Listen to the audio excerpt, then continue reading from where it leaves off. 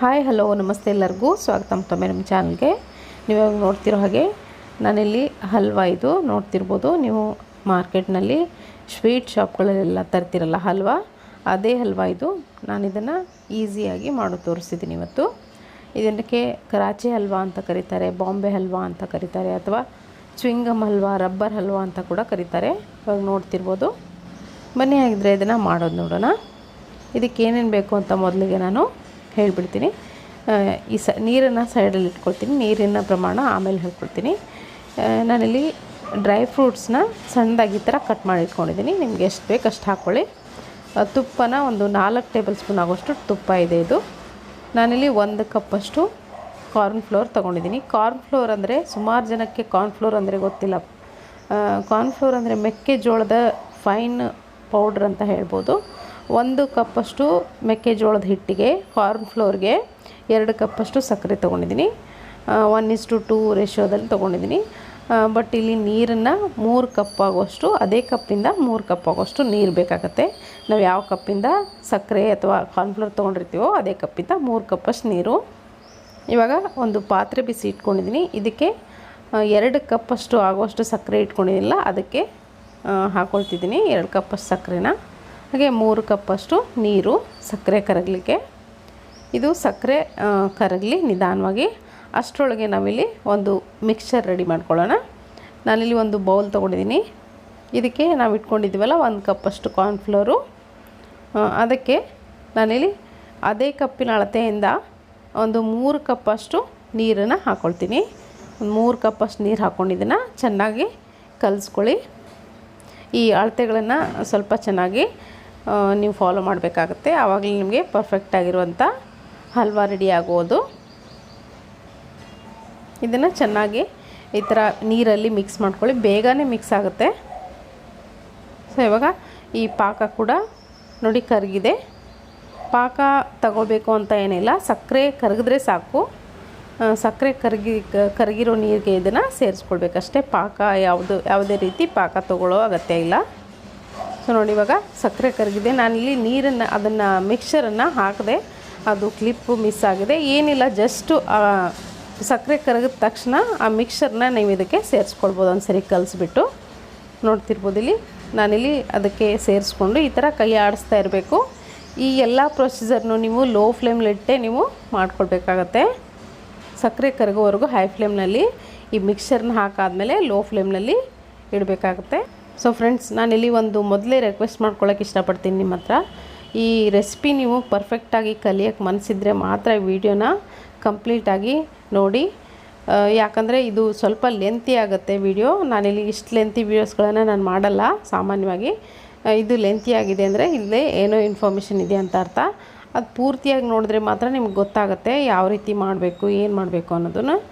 ನೀವು ಪೂರ್ತಿಯಾಗಿ ಒಂದು ಸರಿ ಟೈಮ್ ಕೊಟ್ಟು ನೋಡಿ, ನಿಮಗೆ ಪರ್ಫೆಕ್ಟಾಗಿರುವಂಥ ಹಲ್ವಾನ ನೀವು ಕಲಿಬೋದು. ಒಂದು ಸರಿ ನೋಡಿದ್ರೆ ಸಾಕು. ಇವಾಗ ನೋಡಿ ಸ್ವಲ್ಪ ಈ ಥರ ಗಟ್ಟಿ ಆಗ್ತಿದೆ. ಈ ಎಲ್ಲ ಪ್ರೊಸೀಜರ್ನು ನೋಡಿ ಲೋ ಫ್ಲೇಮಲ್ಲಿ ಇಟ್ಕೊಂಡೇ ನೀವು ಮಾಡಬೇಕಾಗುತ್ತೆ. ಹೈ ಫ್ಲೇಮಲ್ಲಿ ಯಾವುದೇ ಕಾರಣಕ್ಕೂ ಇಡಬೇಡಿ. ಇವಾಗ ನೋಡ್ತಿರ್ಬೋದು ಈ ಥರ ಗಟ್ಟಿ ಆಗುತ್ತೆ. ಗಟ್ಟಿ ಅಂದರೆ ಪೂರ್ತಿಯಾಗಿ ಗಟ್ಟಿ ಆಗಲ್ಲ. ಇದೇನು ಸುಮಾರು ವೀಡಿಯೋಸ್ಗಳು ನೀವು ನೋಡಿರ್ಬೋದು. ಇಷ್ಟು ಗಟ್ಟಿ ಆದ ತಕ್ಷಣ ಅದಕ್ಕೆ ತುಪ್ಪ ಸುರಿದು ಹಾಗೆ ಡ್ರೈ ಫ್ರೂಟ್ನ ಸುರಿದು ಮೌಲ್ಡ್ಗೆ ಟ್ರಾನ್ಸ್ಫರ್ ಮಾಡ್ತಾರೆ. ಇದು ಕರೆಕ್ಟ್ ಕನ್ಸಿಸ್ಟೆನ್ಸಿ ಅಲ್ವೇ ಅಲ್ಲ. ಇವಾಗ ನೋಡ್ತಾ ಹೋಗಿ, ಇದು ನೋಡ್ತಿರ್ಬೋದು ಇಷ್ಟು ಈಸಿಯಾಗಿ ಬೀಳಲ್ಲ ಅದು. ಇವಾಗ ಮೊದಲನೇ ಸ್ಟೆಪ್ನಲ್ಲಿ ನಾನು ತುಪ್ಪನ 1 ಟೇಬಲ್ ಸ್ಪೂನ್ ಆಗೋಷ್ಟು ತುಪ್ಪನ ಹಾಕ್ಕೊಳ್ತಿದ್ದೀನಿ. ತುಪ್ಪ ಹಾಕ್ಕೊಂಡು ನೀವು ಕಲಿಸ್ತಾ ಅದು ಎಲ್ಲ ತುಪ್ಪವನ್ನು ಅಬ್ಸರ್ವ್ ಮಾಡ್ಕೊಳ್ಳುತ್ತೆ. ಸೊ ಈ ಥರ ಕಲಿಸಿದ್ರೆ ನೀವು ಹಾಕಿರುವಂಥ ತುಪ್ಪನೇ ಕಾಣಲ್ಲ, ಆ ಥರ ಅದು ಅಬ್ಸರ್ವ್ ಮಾಡ್ಕೊಂಡ್ಬಿಡುತ್ತೆ. ನಾನಿಲ್ಲಿ ಒಂದು 3 ಸ್ಟೆಪ್ನಲ್ಲಿ ತುಪ್ಪನ ಹಾಕ್ಕೊಳ್ತಿದ್ದೀನಿ. ಒಂದು ಸರಿ ಹಾಕಿ ಆಮೇಲೆ ಅಬ್ಸರ್ವ್ ಮಾಡ್ಕೊಂಡಾದ್ಮೇಲೆ ಮತ್ತೆ ಇನ್ನೊಂದು ಟೇಬಲ್ ಸ್ಪೂನ್ ಆಗುವಷ್ಟು ತುಪ್ಪನ ಹಾಕ್ಕೊಳ್ಳಿ. ನಾನಿಲ್ಲಿ ಟೋಟಲಿ ಒಂದು 4 ಟೇಬಲ್ ಸ್ಪೂನಷ್ಟು ತುಪ್ಪನ ತೊಗೊಂಡಿದ್ದೀನಿ. ಸೊ ನೋಡಿ ಎಲ್ಲ ಪೂರ್ತಿಯಾಗಿ ತುಪ್ಪನ ಅದು ಅಬ್ಸರ್ವ್ ಮಾಡ್ಕೊಂಡಿದೆ. ಇವಾಗ ಮತ್ತೆ 1 ಟೇಬಲ್ ಸ್ಪೂನಷ್ಟು ತುಪ್ಪನ ಹಾಕ್ಕೊಳ್ತಿದ್ದೀನಿ. ಜಾಸ್ತಿ ತುಪ್ಪನೂ ಬೇಕಾಗಿಲ್ಲ ಇದಕ್ಕೆ. ಅದು ಎಷ್ಟು ತೊಗೊಳುತ್ತೋ ಅಷ್ಟು ಮಾತ್ರ ತೊಗೊಳುತ್ತೆ, ಮತ್ತು ಆಮೇಲೆ ತೊಗೊಳ್ಳಲ್ಲ. ಆಮೇಲೆ ತುಪ್ಪ ಹಾಗೆ ನಿಂತುಬಿಡುತ್ತೆ ಸೈಡಲ್ಲಿ. ಇವಾಗ ನೋಡಿ ಎರಡನೇ ಸರಿನ ತುಪ್ಪ ಹಾಕಾದ್ಮೇಲೆ ಪೂರ್ತಿಯಾಗಿ ನೋಡಿ ಅಬ್ಸರ್ವ್ ಮಾಡ್ಕೊಂಡಿದೆ. ಈ ಟೈಮ್ನಲ್ಲಿ ಇಷ್ಟು ಸಾಕು ಅನಿಸುತ್ತೆ ತುಪ್ಪ. ನೋಡಿ ಇಲ್ಲಿ ಏಲಕ್ಕಿ ಪೌಡ್ರ್ ಹಾಕ್ಕೊಳ್ತಿದ್ದೀನಿ. ಸ್ವಲ್ಪ ಗಟ್ಟಿಯಾಗಿದೆ ಅಂತ ಅನಿಸುತ್ತೆ. ನೋಡ್ತಿರ್ಬೋದು ಇಲ್ಲಿ ಮಿಕ್ಸ್ಚರು ಈ ಥರ ಗಟ್ಟಿ ಆಗಬೇಕು. ಇವಾಗ ನೋಡಿ ಏಲಕ್ಕಿ ಪೌಡ್ರ್ ಹಾಕ್ಕೊಂಡಿದ್ದೀನಿ. ಏಲಕ್ಕಿ ಪೌಡ್ರ್ ಹಾಕಿದ ತಕ್ಷಣ ಇದಾಗಿದೆ ಅಂತ ಅಲ್ಲ, ಇನ್ನೂ ತುಂಬ ಇದೆ ಇದ್ರ ಕೆಲಸ. ಸುಮಾರು ಈ ಥರ ನೀವು ಏಲಕ್ಕಿ ಪೌಡ್ರ್ ಆದಮೇಲೆ 40 to 45 ಮಿನಿಟ್ಸ್ ಇದನ್ನು ಈ ಥರ ತಿರುಗಿಸ್ಲೇಬೇಕು ಲೋ ಫ್ಲೇಮಲ್ಲಿಟ್ಟು. ನಿಮಗೆ ಈ ಹಲ್ವಾ ಮಾಡೋಕ್ಕೆ ಇಷ್ಟ ಇದ್ದರೆ ಈ ಥರ ಒಂದು ಸ್ವಲ್ಪ ಕಷ್ಟಪಡಬೇಕಾಗತ್ತೆ. ನೋಡಿ ಈ ಥರ ಇದಾಗಿದೆ ಇಲ್ಲ ಅಂತ ತಿಳ್ಕೊಳ್ಳೋಕ್ಕೆ ಒಂದು ಬೌಲ್ನಲ್ಲಿ ಹಾಕಿ ಆ ಮಿಕ್ಸರ್ನ ಅದು ಆ ಬೌಲ್ಗೆ ಅಂಟ್ಕೊಳ್ಬಾರ್ದು, ಹಾಗೆ ಅಲ್ಲಿ ಕೂತ್ಕೊಳ್ಬೇಕು, ಆ ಥರ ಇರಬೇಕು. ನೋಡಿ ಇವಾಗ ಹೈ ಫ್ಲೇಮ್ನಲ್ಲಿ ಇಟ್ಟಿದ್ದೀನಿ. ಈ ಥರ ಗಟ್ಟಿ ಆದಮೇಲೆ ಹೈ ಫ್ಲೇಮ್ನಲ್ಲಿ ಇಟ್ಕೊಳ್ಳಿ. ನೋಡ್ತಿದ್ದೀನಿ ಏನೂ ಆಗಿಲ್ಲ ಇನ್ನೂ, ನಾನು ತೋರಿಸ್ತೀನಿ ಆಗಿರುವಂಥ ಟೈಮ್ನಲ್ಲಿ. ನಾನು ಇದಕ್ಕೆ ಒಂದು ಸ್ವಲ್ಪ ಎಸೆನ್ಸ್ ಹಾಕ್ಕೊಳ್ತಿದ್ದೀನಿ, ಸ್ವಲ್ಪ ಫ್ಲೇವರ್ಗೋಸ್ಕರ. ನೀವು ಆಪ್ಷನಲ್ಲಿದ್ದು ಎಸೆನ್ಸ್ ಬದಲಿಗೆ ಏಲಕ್ಕಿ ಪೌಡ್ರನ್ನೇ ಸ್ವಲ್ಪ ಜಾಸ್ತಿ ಹಾಕ್ಕೊಳ್ಳಿ, ಅದು ತುಂಬ ಚೆನ್ನಾಗಿ ಟೇಸ್ಟ್ ಬರುತ್ತೆ. ನಾನಿಲ್ಲಿ ರೋಸ್ ಎಸೆನ್ಸ್ ಹಾಕಿದ್ದೀನಿ, ನೀವು ವನಿಲಾ ಎಸೆನ್ಸ್ ಕೂಡ ಹಾಕ್ಕೊಳ್ಬೋದು. ಇವಾಗ ನೋಡಿ ಈ ಥರ ಗಟ್ಟಿ ಆದಮೇಲೆ ನೋಡಿ ಯಾವ ಥರ ಕಲರ್ ಬಂದಿದೆ. ಈ ಥರ ಕಲರ್ ಬರ್ತಾ ಹೋಗುತ್ತೆ, ಗಟ್ಟಿ ಆಗ್ತಾ ಹೋಗುತ್ತೆ. ನೋಡಿ ಆವಾಗಲೇ ನಾನು ಬೌಲಲ್ಲಿ ತೆಗೆದಿಟ್ಕೊಂಡಿದ್ದೆ. ಈ ಥರ ನೋಡಿ ಈ ಥರ ಗಟ್ಟಿ ಆಗಬೇಕು. ಇನ್ನೂ ಏನೂ ಆಗಿಲ್ಲ. ರಬ್ಬರ್ ಥರ ಎಳೆದ್ರೆ ನೀವು ರಬ್ಬರ್ ಥರ ಬರಬೇಕದು, ಈಸಿಯಾಗಿ ಕಟ್ ಆಗಬಾರ್ದು. ಇವಾಗ ನೋಡಿ ಈ ಟೈಮ್ನಲ್ಲೇ ನಾನು ಈ ಕಲ್ಲರ್ ಕೂಡ ಸೇರಿಸ್ಕೊಳ್ತೀನಿ, ಯಾಕಂದರೆ ಆಮೇಲೆ ಗಟ್ಟಿ ಆದಮೇಲೆ ಕಲ್ಲರ್ ಹಾಕಿದ್ರೆ ಅದು ಹೊಂದ್ಕೊಳ್ಳಲ್ಲ ಅದ್ರ ಜೊತೆಗೆ. ಇದೇ ಟೈಮ್ನಲ್ಲಿ ಹಾಕ್ಕೊಂಡು ನೀವು ಈ ಥರ ನಾನು ಕಲರ್ ಹಾಕಾದ್ಮೇಲೆ ನಾನಿಲ್ಲಿ ಒಂದು 40 ಮಿನಿಟ್ಸ್ ಅಂದರೆ 40 ನಿಮಿಷದವರೆಗೂ ಈ ಥರ ಇದನ್ನು ಮಿಕ್ಸ್ ಮಾಡ್ಕೊಂಡಿದ್ದೀನಿ. ಆವಾಗ ನನಗೆ ಈ ರೆಸಿಪಿ ಆಗಿದ್ದು. ತುಂಬಾ ಟೈಮ್ ಹಿಡಿಯುತ್ತೆ, ಆಲ್ಮೋಸ್ಟ್ 40ರಿಂದ 45 ನಿಮಿಷ, 50 ನಿಮಿಷನೇ ಅನ್ಬೋದು. ನೋಡ್ತಿರ್ಬೋದು ಇಲ್ಲಿ ಅಂಟುಕೊಳ್ತಿಲ್ಲ. ಸೊ ಇಲ್ಲಿ ನೋಡಿ ಈ ಥರ ಬೀಳಬೇಕದು. ಎತ್ತಿ ಬಿಟ್ಟರೆ ಸ್ಪೂನ್ ಬರೋದೇ ಇಲ್ಲ, ಅದು ಅಷ್ಟು ಗಟ್ಟಿಯಾಗಿರುತ್ತೆ. ಇವಾಗ ನೋಡಿ ಈ ಒಂದು ಬೌಲ್ಗೆ ಹಾಕಿದ್ದೀನಿ, ಅದು ಕೂಡ ಅಂಟುಕೊಳ್ತಾ ಇಲ್ಲ. ಇವಾಗ ಎಣ್ಣೆ ಕೂಡ ಬಿಡ್ತಾ ಇದೆ ನೋಡಿ. ಇವಾಗ ಇದು ಆಗಿದೆ ಅಂತ ಅರ್ಥ. ನಾನಿಲ್ಲಿ ಇನ್ನೂ ಪೂರ್ತಿಯಾಗಿ ವಿಡಿಯೋ ತೋರ್ಸೋಕೆ ಹೋದರೆ ನಿಮಗೆ ಪೂರ್ತಿ ಲೆಂತಿ ಆಗುತ್ತೆ. ಆವಾಗ ನೀವು ಅರ್ಧಂಬರ್ಧ ನೋಡಿ ವಿಡಿಯೋನ ಆಫ್ ಮಾಡಿಬಿಡ್ತೀರಾ, ಆವಾಗ ನಿಮಗೂ ಗೊತ್ತಾಗಲ್ಲ. ಇವಾಗ ನೀವು ನೋಡ್ತಿರ್ಬೋದು ನಾನು ಹಾಕಿರುವಂಥ ತುಪ್ಪ ಎಲ್ಲ ಬಿಟ್ಕೊಂಡಿದೆ.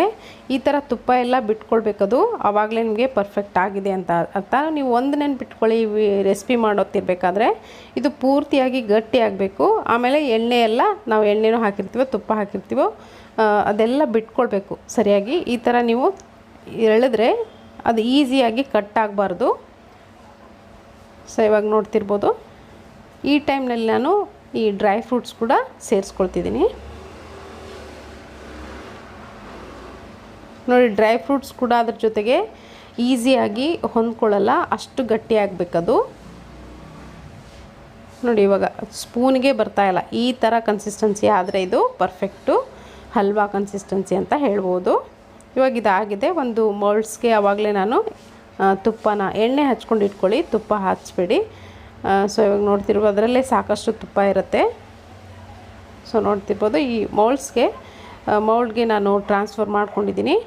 ಇದನ್ನು ನೀಟಾಗಿ ಒಂದು ಈ ಥರ ಸ್ಪ್ಯಾಚುಲಿಂದನೋ ಅಥವಾ ನಿಮ್ಮ ಹತ್ರ ಒಂದು ಟೀ ಕುಡಿಯೋ ಕಪ್ ಅಥವಾ ಕಾಫಿ ಕುಡಿಯೋ ಕಪ್ಪಿಂದ ಅದನ್ನು ಚೆನ್ನಾಗಿ ಸರ್ಫೇಸ್ನ ಸಾಫ್ಟಾಗಿ ಮಾಡ್ಕೊಳ್ಳಿ, ಲೆವೆಲಾಗಿ ಮಾಡ್ಕೊಳ್ಳಿ ಚೆನ್ನಾಗಿ. ಈ ಥರ ನೋಡ್ತಿರ್ಬೋದು ಈ ಥರ ಕಪ್ಪಿಂದ ಗ್ಲಾಸಿಂದ ಮಾಡ್ಕೊಂಡಾದಮೇಲೆ ಇದು ನೋಡಿ ಹಲ್ವಾ ಥರ ಆಗಿದೆ. ಇವಾಗ ಇದ್ರ ಮೇಲ್ಗಡೆ ನೀವು ಬಟರ್ ಪೇಪರ್ ಹಾಕಬೇಕಾಗತ್ತೆ. ನನ್ನ ಹತ್ರ ಬಟರ್ ಪೇಪರ್ ಖಾಲಿ ಆಗಿತ್ತು, ಅದಕ್ಕೋಸ್ಕರ ನಾನಿಲ್ಲಿ ಅಲ್ಯೂಮಿನಿಯಂ ಫಾಯಿಲನ್ನು ಹಾಕ್ಕೊಳ್ತಿದ್ದೀನಿ. ಆ ಸೈಜ್ನಲ್ಲಿ ಕಟ್ ಮಾಡಿಕೊಂಡು ಅದಕ್ಕೆ ಟಚ್ ಮಾಡೋ ಹಾಗೆ ನೀವು ಹಾಕ್ಕೊಳ್ಬೇಕಾಗತ್ತೆ. ಈ ಥರ ಹಾಕಾದ್ಮೇಲೆ ಇದ್ರ ಮೇಲ್ಗಡೆ ಒಂದು ಅದೇ ಸೈಜಿಂದೊಂದು ಪ್ಲೇಟನ್ನು, ಚಿಕ್ಕ ಪ್ಲೇಟನ್ನು ಮುಚ್ಚಿಬಿಡಿ. ಪೂರ್ತಿಯಾಗಿ ತಣ್ಣಗಾಗಬೇಕು, ಆವಾಗಲೇ ನಿಮಗಿದು ಆಗೋದು.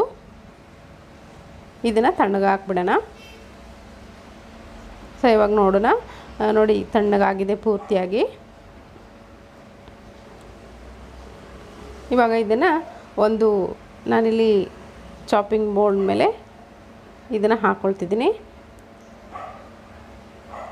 ಈಸಿಯಾಗಿ ಬಂದುಬಿಡುತ್ತೆ. ಸೊ ನೋಡಿ ಇದು ಎಷ್ಟು ಗಟ್ಟಿಯಾಗಿದೆ ನೋಡಿ. ನಿಮಗೆ ಮಾರ್ಕೆಟ್ನಲ್ಲೆಲ್ಲ ಹೋದಾಗ ತರ್ತಿರಲ್ಲ ಹಲ್ವಾ, ಅದೇ ಹಲ್ವಾ ಇದು.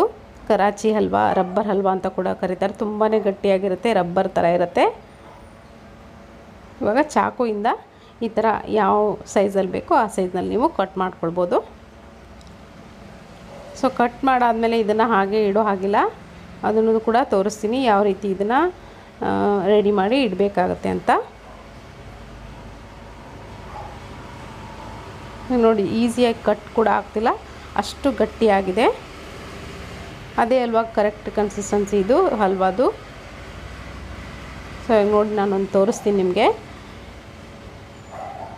ನೋಡಿ, ಈ ಥರ ಗಟ್ಟಿಯಾಗಿರಬೇಕು, ರಬ್ಬರ್ ಥರ ಎಳೆದ್ರೆ ಬರಲೇಬಾರ್ದು, ಆ ಥರ ಇದ್ದರೆ ಮಾತ್ರ ಇದು ಹಲ್ವಾ. ಇವಾಗ ಇದು ರೆಡಿಯಾಗಿದೆ, ಕಟ್ ಮಾಡಿ ರೆಡಿ ಮಾಡಿ ಇಟ್ಕೊಂಡಿದ್ದೀನಿ. ಈ ಥರ ನೋಡಿ, ಪ್ಲಾಸ್ಟಿಕ್ ಶೀಟ್, ಇದು ಚಿಕ್ಕ ಚಿಕ್ಕ ಪ್ಲಾಸ್ಟಿಕ್ ಶೀಟ್ಗಳು ಸಿಗುತ್ತೆ ನಿಮಗೆ ಮಾರ್ಕೆಟ್ನಲ್ಲಿ. ಆ ಥರ ಶೀಟಿಂದ ಈ ಥರ ಸ್ವೀಟ್ ಶೀಟ್ಸ್ ಅಂತ ಸಿಗುತ್ತೆ, ಅದರಿಂದ ಈ ಥರ ಇದನ್ನು ಈ ಥರ ಕವರ್ ಮಾಡಿಕೊಂಡು, ನೀವು ಮಾರ್ಕೆಟ್ನಲ್ಲೆಲ್ಲ ತಂದಾಗ ಇದೇ ಥರ ಕೊಟ್ಟಿರ್ತಾರಲ್ವ ಅವರು, ಅದು ಅಂಟ್ಕೊಳ್ಳುತ್ತೆ ಅಂತ ಈ ಥರ ಪ್ಲಾಸ್ಟಿಕ್ನಲ್ಲಿ ಹಾಕಿ ಸುತ್ತಿ ಕೊಟ್ಟಿರ್ತಾರೆ. ಹಾಗೆ ಇಟ್ಟರೆ ಅಂಟ್ಕೊಳ್ಳುತ್ತೆ ಅಂತ. ಸೊ ನೋಡಿ, ನಾನು ಕೂಡ ಇದೇ ಥರ ಪ್ಲಾಸ್ಟಿಕ್ ಶೀಟ್ಗಳೆಲ್ಲ ಹಾಕಿ ಇದನ್ನು ಇಡ್ತಾಯಿದ್ದೀನಿ. ಈ ಥರ ನೀಟಾಗಿ ಪ್ಲಾಸ್ಟಿಕ್ನ ಸುತ್ತಬಿಡಿ ಅದ್ರ ಮೇಲ್ಗಡೆ. ಇವಾಗ ನೋಡ್ತಿರ್ಬೋದು, ಕರಾಚಿ ಹಲ್ವಾ, ರಬ್ಬರ್ ಹಲ್ವಾ ಅಂತ ಕರಿತೀವಿ, ಬಾಂಬೆ ಹಲ್ವಾ ಅಂತ ಕರಿತೀವಿ. ಇದು ಪರ್ಫೆಕ್ಟ್ ಆಗಿರುವಂಥ ಬಾಂಬೆ ಹಲ್ವಾ ಅಂತ ಹೇಳ್ಬೋದು. ನೀವು ಇದನ್ನು ನೋಡಾದಮೇಲೆ ನೀವು ಕೂಡ ನಿಮ್ಮ ಮನೆಯಲ್ಲಿ ತುಂಬಾ ಪೇಷನ್ಸ್ ಇಟ್ಕೊಂಡು ಮಾಡಬೇಕಾಗತ್ತೆ. ಅರ್ಧಂಬರ್ಧ ನೀವು ಬೇಯಿಸ್ಕೊಂಡು ಈ ಥರ ಮಾಡಿದ್ರೆ ಈ ಥರ ಬರಲ್ಲ. ಸೊ ನೋಡಿ, ನಿಮಗೆ ಮಾಡೋಕ್ಕೆ ಇಷ್ಟ ಇದ್ದರೆ ಇದನ್ನು ಮಾಡ್ಕೊಂಡು ನೋಡಿ, ಅಭಿಪ್ರಾಯ ತಿಳಿಸಿ. ಇವತ್ತಿನ ಈ ರೆಸಿಪಿ ನಿಮಗೆ ಇಷ್ಟ ಆಗಿದೆ ಅಂದ್ಕೊಳ್ತೀನಿ ನಾನು. ಇಷ್ಟ ಆಗಿದ್ರೆ ದಯವಿಟ್ಟು ಒಂದು ಲೈಕ್ ಮಾಡಿ, ಆದಷ್ಟು ಜಾಸ್ತಿ ಜನಕ್ಕೆ ಇದನ್ನು ಶೇರ್ ಮಾಡ್ಕೊಳ್ಳಿ. ಸೊ ನೋಡ್ತಿರ್ಬೋದು, ಇದೇ ಥರ ನಾನು ಎಲ್ಲ ಹಲ್ವಾಗಳನ್ನು ಪ್ಲಾಸ್ಟಿಕ್ಕು ಇದರಲ್ಲಿ ಸುತ್ತಿ ಇಟ್ಕೊಳ್ತೀನಿ ನೋಡಿ. ಸೊ ನೋಡಿ, ಎಷ್ಟು ಚೆನ್ನಾಗಿ ಕಾಣ್ತಿದೆ. ಬಾಂಬೆ ಹಲ್ವಾ, ಕರಾಚಿ ಹಲ್ವಾ ರೆಡಿಯಾಗಿದೆ. ನೀವು ಕೂಡ ಇದನ್ನು ನಿಮ್ಮ ಮನೆಯಲ್ಲಿ ಮಾಡ್ತೀರಾ ಅಲ್ವಾ? ಖಂಡಿತವಾಗ್ಲೂ ಒಂದು ಸರಿ ಟೈಮ್ ಕೊಟ್ಟು ಮಾಡಿ ನೋಡಿ, ತುಂಬ ಖುಷಿಯಾಗುತ್ತೆ ನಿಮಗೂ ಕೂಡ. ಸೊ ಇವಾಗ ನೋಡ್ತಿರ್ಬೋದು, ಈ ಥರ ಇರುತ್ತೆ. ಸೊ ಇವತ್ತಿನ ಈ ರೆಸಿಪಿ ನಿಮಗೆ ಇಷ್ಟ ಆಗಿದೆ ಅಂದ್ಕೊಳ್ತೀನಿ. ಇಷ್ಟ ಆಗಿದ್ರೆ ಯಾವಾಗಲೂ ಹೇಳಿದಾಗ ಒಂದು ಲೈಕ್ ಒತ್ತಿ. ಹಾಗೆ ನನ್ನ ಚಾನಲ್ಗೆ ಸಬ್ಸ್ಕ್ರೈಬ್, ಇನ್ನೂ ಯಾರಾಗಿಲ್ವೋ ದಯವಿಟ್ಟು ಸಬ್ಸ್ಕ್ರೈಬ್ ಮಾಡ್ಕೊಳ್ಳಿ. Thank you.